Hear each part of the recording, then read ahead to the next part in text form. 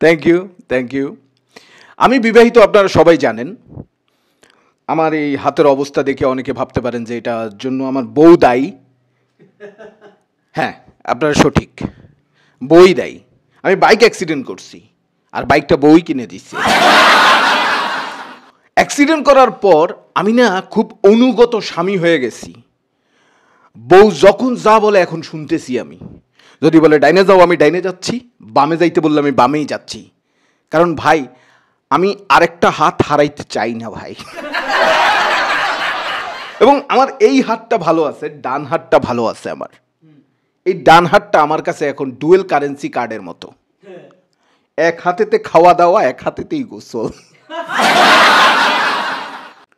একটা প্রশ্ন আপনাদের কাছে, আপনাকে কারো টাকা লাগবে? না। আপনার লাগবে?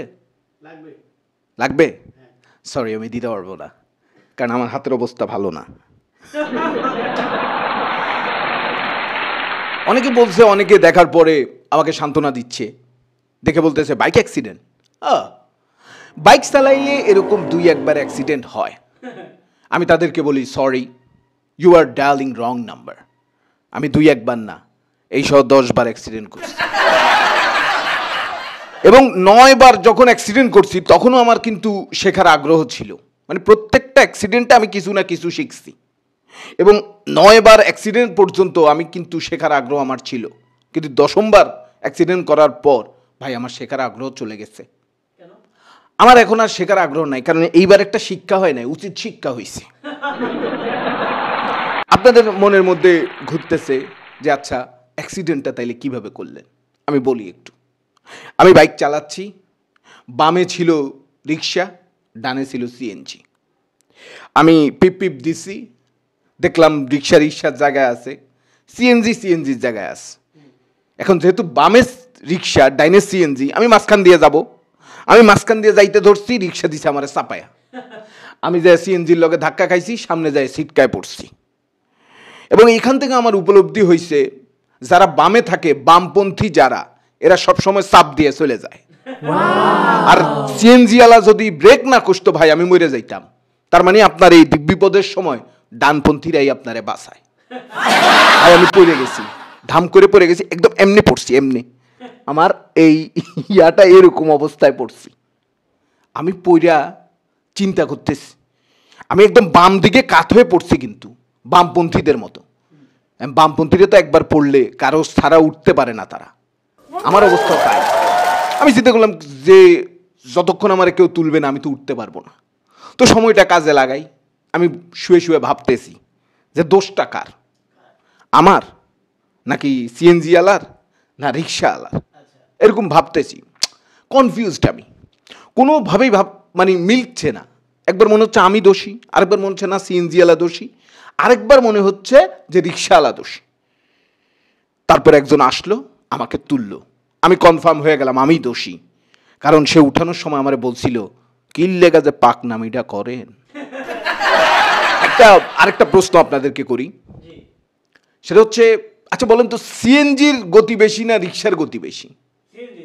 সিএনজির গতি ভুল।